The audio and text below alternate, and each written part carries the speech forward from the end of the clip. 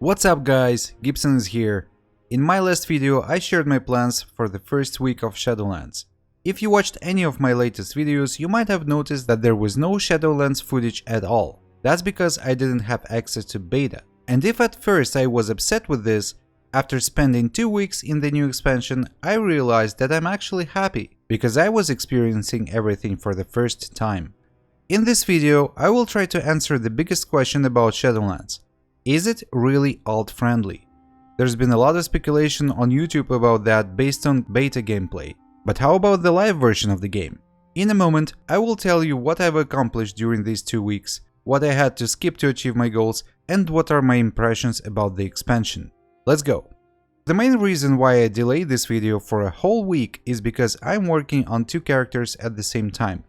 Monk as my main and Hunter as my main alt. And the first maybe 4 days I was pretty much just leveling and enjoying the content.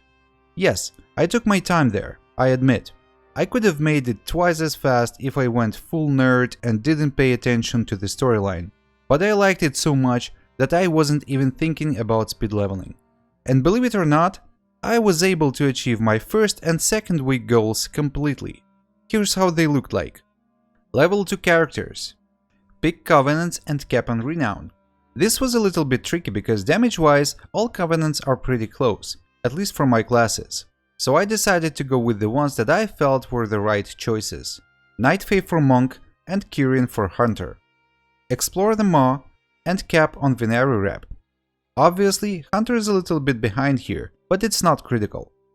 Explore Torghast and cap on Soul Ash. Here I did the first 2 layers on one wing ASAP, and then on the last day before the weekly reset, I closed 3rd layers of both wings. I ran some dungeons. Most of my runs were heroics, but I did manage to do a couple of mythic runs in my first week.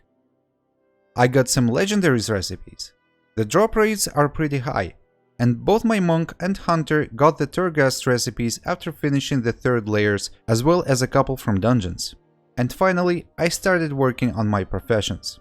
On my Monk, I switched to Alchemy because Leatherworking and Inscription were already maxed by some of my guild members. Hunter is still roaming as a Skinner Herbalist to help with crafting materials. Week 2 was much more promising. I cleared almost all mythic dungeons on both characters. Got the legendary recipes that I wanted and crafted my first tier 1 legendaries. Capped on Renown and Venari Reputation. Maxed Alchemy and capped on Soul Ash. I can't say that I was very lucky on loot, and both my characters are sitting at around 175 item level. Of course, some people are higher, but if I played only one character, I would be higher too. But I'm totally fine with this result. What I had to skip is mounts farming and crafting professions on my Hunter. For me, spending time on this would affect my progression, and I had enough help to stay with gathering and not feel behind. I know that it's not the end of the world, and I will have time for these things later. Looking at these 2 weeks of playing, to my biggest surprise, I must say yes. Shadowlands is very alt-friendly. I was struggling growing tunes in Legion and BFA. We all were. But the current way of things makes me totally happy and less stressful. Of course, world quests still take time, but it's not like you have to do them all. They are not the core source of anima and gear. Reputation, yes, they help a lot with it. But if you check what's your current reputation after a couple of weeks of playing, you will see that it grows pretty quickly, so don't stress out if you skip some of them. Threads of Fate is an awesome feature, and it did help me to speed my Hunter's progression, mostly thanks to doing world quests during leveling. They obviously gave me some XP, but also a good amount of anima, which is very important for Covenant upgrades. Having said that, even if you decide to level your tune through the narrative campaign, you will still be able to skip the remainder of the campaign upon reaching level 60. This option will be available to alts only, but it's a very good change that makes the campaign more competitive.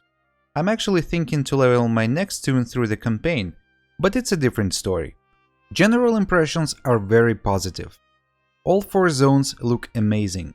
Even though we still can't fly, I don't feel huge pressure running around. Well, maybe in Revendreth. There's a lot of places that are located very high, and it can be frustrating when you need to go all the way up and then all the way down. But we have the gliders to do the job. On top of that, Every zone has its own transportation network, and when you're in your Covenant zone, you can unlock it through the Sanctum upgrade. I like how it's implemented. It helps a lot when we're still on the ground. The only thing I'm missing is the flying whistle. Let's wait and see what Blizzard has come up with to replace it. I absolutely love all new dungeons, especially the way how they are tied to their respective covenants. Every dungeon has a unique interactive feature that helps with clearing and pushing keys. For example, in Sanguine Depths, there are anima cages that only Venthyr players can interact with. If you activate the cage, for the next 20 seconds it will count how many trash you kill within 40 yards from it. And after 20 seconds, it will apply a 1-minute buff to all party members, increasing their damage and healing for 5% per mob killed.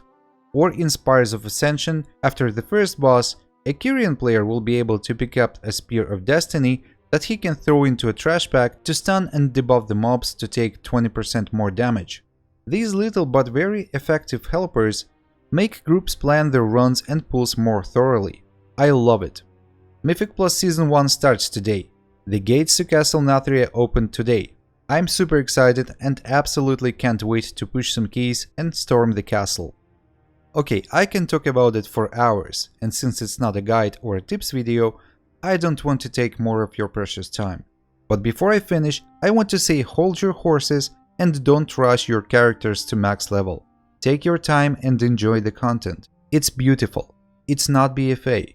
You will not lose much on progression if you don't get to Mythics or Raid in your first couple of weeks. Thank you very much for watching. As always, don't forget to like the video and subscribe to my channel for more content. See you next time.